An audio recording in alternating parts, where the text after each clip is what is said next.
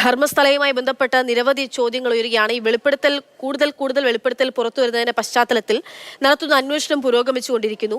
സാക്ഷിയായ ശുചീകരണ തൊഴിലാളി മൃതദേഹം കുഴിച്ചിട്ടു എന്ന് പറഞ്ഞ 13 സ്ഥലങ്ങൾ അടയാളപ്പെടുത്തിയിട്ടുണ്ട്. അവിടങ്ങളിലായിട്ടാണ് ഇപ്പോൾ പരിശോധന നടക്കുന്നത്. സാരംഗ് സുരേഷ് ഉണ്ട്. സാരംഗ്, ഒരുപാട് ചോദ്യങ്ങൾ, ഒരുപാട് സംശയങ്ങൾ, ദുരൂഹതകൾ ഇങ്ങനെ ഏറിക്കൊണ്ടിരിക്കുകയാണ് ഓരോ വെളിപ്പെടുത്തൽ പുറത്തു വരുമ്പോഴും. ഇപ്പോൾ ഈ 13 ഇടങ്ങളിലും തെരച്ചിൽ, അവിടുത്തെ പരിശോധന അത് പുരോഗമിച്ചുകൊണ്ടിരിക്കുകയാണ്. ഈ സന്ധ്യാസമയവും നടക്കുന്നുണ്ടോ? എന്തൊക്കെയാണ് ഏറ്റവും പുതിയ വിവരങ്ങൾ?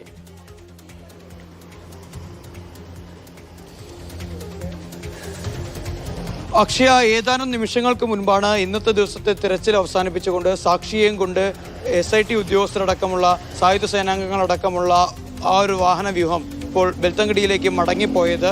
ഇതിൽ ഏറ്റവും പ്രധാനപ്പെട്ടത് 13 ഇടങ്ങളിൽ മാത്രമല്ല, അതിനുശേഷം മറ്റൊരിടത്ത് കൂടി ഇത്തരത്തിൽ മൃതദേഹം കുഴിച്ചിട്ട് ആ ഒരു പോയിന്റ് ദൃക്സാക്ഷി പോലീസ് സംഘത്തിന് കാണിച്ചു കൊടുക്കുകയുണ്ടായി. അത് ഒരു സ്വകാര്യ വ്യക്തിയുടെ പറമ്പിലാണ് എന്നത് തന്നെയാണ് അതിൽ ഏറ്റവും ഗൗരവമുള്ളൊരു കാര്യം. 13 വനമേഖലയിലാണെങ്കിൽ അതിൽ ചിലത് സംസ്ഥാന പാതയുടെയും അതുപോലെ തന്നെ പഞ്ചായത്ത് റോഡിൻ്റെയും ജനസാന്ദ്രതയേറിയ ഭാഗത്തൊക്കെ തന്നെയാണെങ്കിൽ ഈ 14ാമത്തെ ഇടം എന്നത് ഒരു കവുങ്ങിൻ തോട്ടത്തിന് നടുക്കാണ്. ചുറ്റും ജനവാസ മേഖലകളാൽ നിബിഡമായൊരു പ്രദേശത്താണ് ഇത്തരത്തിൽ മൃതദേഹം കുഴിച്ചിട്ടത് എന്നാണ് ഇപ്പോൾ മനസ്സിലാക്കാൻ സാധിക്കുന്നത്. എന്തായാലും അതിക്രൂരമായ കൊലപാതക പരമ്പരയാണ് ഇവിടെ നടന്നത് എന്നുള്ള ഒരു സാക്ഷിമൊഴി തന്നെയാണ്, അത്തരത്തിലൊരു വെളിപ്പെടുത്തൽ തന്നെയാണ് ഈ ശുചീകരണ തൊഴിലാളി ആദ്യഘട്ടത്തിൽ തന്നെ കോടതിക്ക് മുൻപിൽ നൽകിയിരുന്നത്.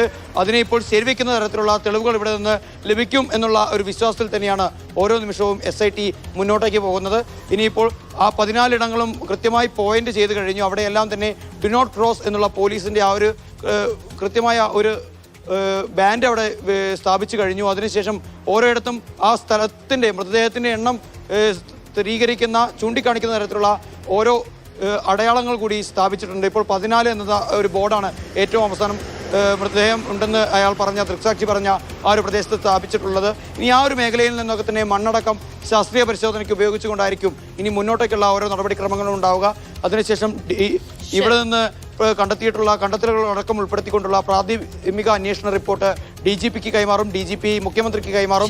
അതിനുശേഷമായിരിക്കും എന്തായാലും ധർമ്മസ്ഥലയിൽ ശുചീകരണ തൊഴിലാളിയുടെ വെളിപ്പെടുത്തലിന്റെ അടിസ്ഥാനത്തിൽ ഇപ്പോൾ 13 ഇടങ്ങൾ അത് സ്പോട്ട് ചെയ്തിട്ടുണ്ട്. അവിടങ്ങളിലേക്ക് മറ്റാർക്കും പ്രവേശനമില്ല. പോലീസിന്റെ പരിശോധന തുടരുകയാണ്. ഈ പ്രത്യേക അന്വേഷണ സംഘമാണ് ഈ പരിശോധന നടത്തുന്നത്. ഈ പറഞ്ഞിട്ടുള്ള കാര്യങ്ങളിലേക്ക് അതിന് തെളിവായിരിക്കുന്ന, അത് സത്യമാണെന്ന് തെളിയിക്കുന്ന എന്തെങ്കിലും അവിടെ ഉണ്ടാകുമോ എന്നുള്ള പരിശോധന നടക്കുന്നു. വലിയ ആകാംക്ഷയോടുകൂടി തന്നെ ഉറ്റുനോക്കുകയാണ് ഈ ധർമ്മസ്ഥലയിലേക്ക് രാജ്യം.